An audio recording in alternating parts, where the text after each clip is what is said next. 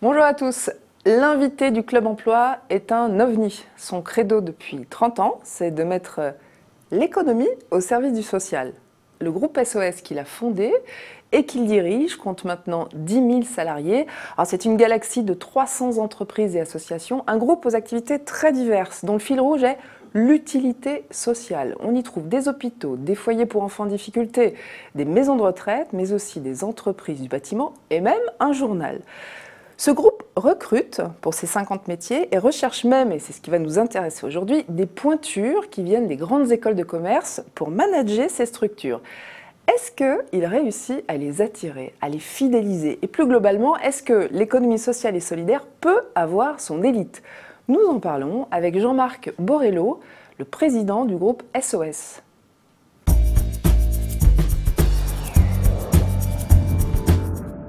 Bonjour Jean-Marc Borrello. Bonjour. Merci d'avoir accepté notre invitation. Avec plaisir. Alors vous êtes, votre titre officiel, c'est président du directoire du groupe SOS. C'est exact.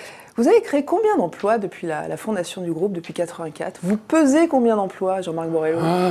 Je pèse trop lourd, mais en termes d'emplois, je ne sais pas combien j'en ai créé. Aujourd'hui, le groupe SOS, c'est à peu près 11 000 emplois. 11 000 emplois. Oui. Bon, donc on peut en déduire qu'il y en a eu beaucoup plus de créés. Il y en a eu beaucoup plus de créés, des départs, des depuis arrivées. 30 ans. Alors première question, sur vos 11 000 salariés, vous employez combien de cadres, de managers? Entre 6 et 7%. C'est peu comme taux d'encadrement par rapport à la moyenne en France. Est-ce que ça veut dire que l'économie sociale et solidaire a besoin de moins de chefs que l'économie lucrative? On a besoin de moins de petits chefs, en tout cas, c'est clair. On essaie d'éviter soigneusement les petits chefs.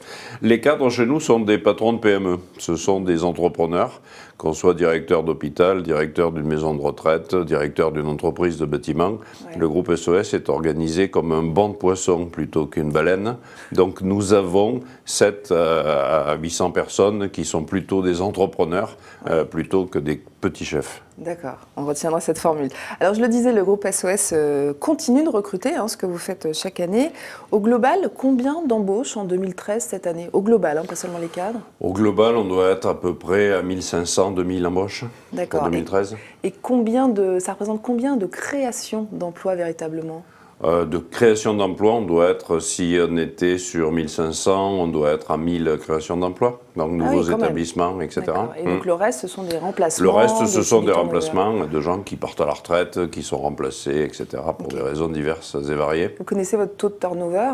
On a un taux de turnover qui est assez faible, je crois, je n'ai pas le chiffre en tête, mais qui est plutôt bas. Les gens restent dans cette maison, sans doute parce qu'ils y sont bien. Sans doute.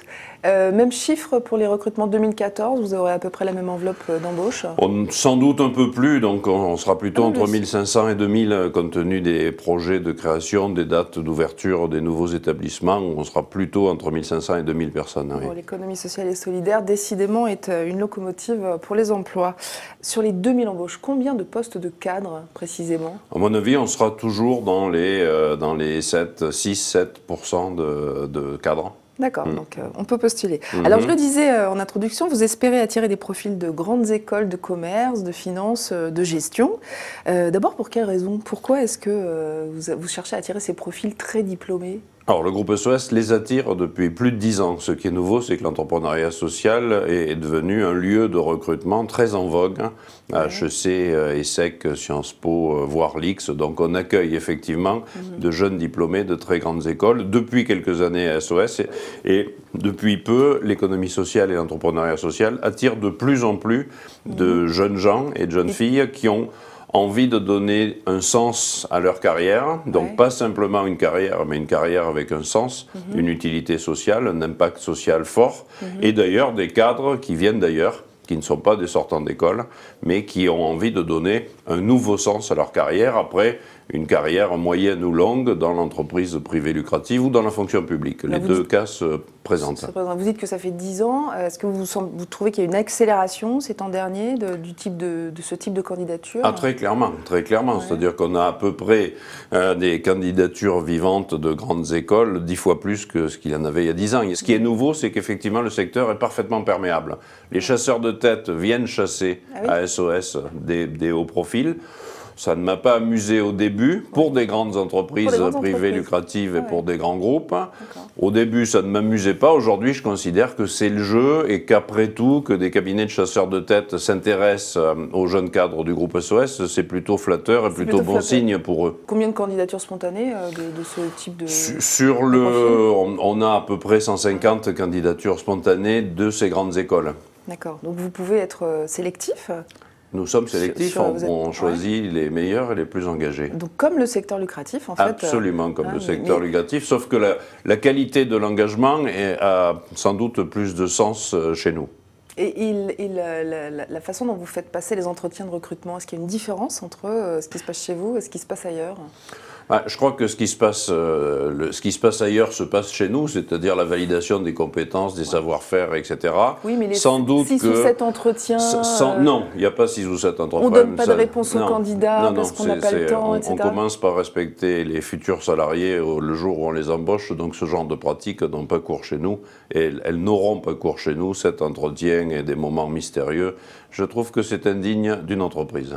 Alors vous recrutez, mais ensuite, est-ce que vous vous souciez de la progression professionnelle de vos cadres? Est-ce qu'il y a des formations particulières pour eux? Alors, on se soucie de la promotion de l'ensemble des salariés, c'est-à-dire que d'abord, un certain nombre de non-cadres deviennent cadres. Il y a tout un dispositif qui permet, je crois qu'on dépense 2 ou 3 fois ce qui est obligatoire en matière de formation professionnelle. Donc, il y a un vrai sujet pour accompagner les gens dans leur carrière. Évidemment, les cadres doivent grandir, ils doivent apprendre de nouvelles choses. Et puis, un certain nombre de métiers qui sont des métiers pénibles dans l'association. Lorsque vous travaillez dans un hôpital ou une maison de retraite, les métiers de base sont des métiers physiquement engageants. Il faut prévoir une évolution de carrière pour éviter de se retrouver avec des personnels vieillissants qui ne peuvent plus faire ce qu'ils faisaient auparavant. Donc l'évolution de carrière, c'est un sujet majeur. Et quand vous dites évolution, ça peut être changement de métier radicalement? Ça peut être un changement de métier radical. J'ai connu des personnes qui étaient arrivées comme cuisinières, qui sont reparties avec un bac+4 et un diplôme de directeur d'établissement, donc ça peut être radical.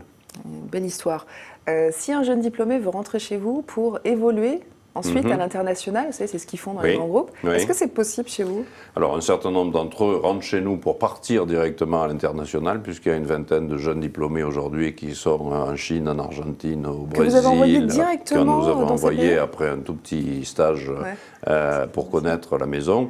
Oui, effectivement, le développement à l'international est un vrai sujet. Il y en a un qui part au Maroc développer nos activités la semaine prochaine. Donc oui, il y a un vrai sujet à l'international.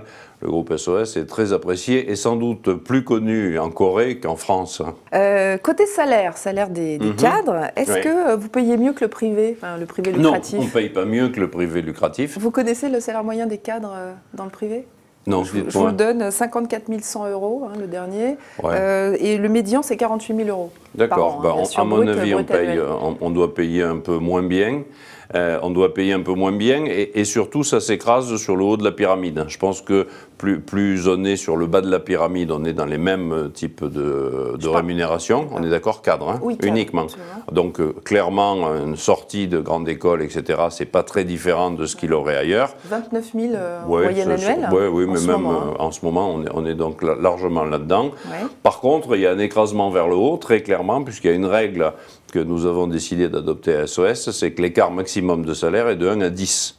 Donc forcément, pour ceux qui s'attardent dans cette maison, il y a un plafond de verre, alors peut-être qu'il sera de 1 à 15 dans quelques années, parce que les choses auront changé, mais en tout cas, il ne sera jamais de 1 à 400. Donc pour devenir très riche, il ne faut pas venir travailler à SOS, ou venir avec une fortune personnelle, comme ça on la conserve, mais on ne la fabriquera pas en étant salarié du groupe SOS. Pour le reste, objectivement, une prise de responsabilité rapide, ça c'est clair, le directeur financier du groupe SOS a 29 ans, il est arrivé, il en avait 26, et il était directeur financier. Les jeunes issus des grandes écoles ont souvent entre 26 et 30 ans, donc il y a une prise de responsabilité très rapide, un apprentissage et un accompagnement qui est assez fort, qui, je crois, permet de fabriquer de vrais entrepreneurs, pour ceux qui ne l'étaient pas tout à fait en arrivant, assez rapidement. Donc, quelques années à SOS et on est capable de diriger une boîte et voire de la créer. Jean-Marc Borrello, merci d'avoir répondu à nos questions. Merci à vous. On se retrouve dans une semaine au Club Emploi, Cadre Emploi, Le Figaro Économie, avec un nouvel invité, nouvel univers. Très bonne semaine à tous.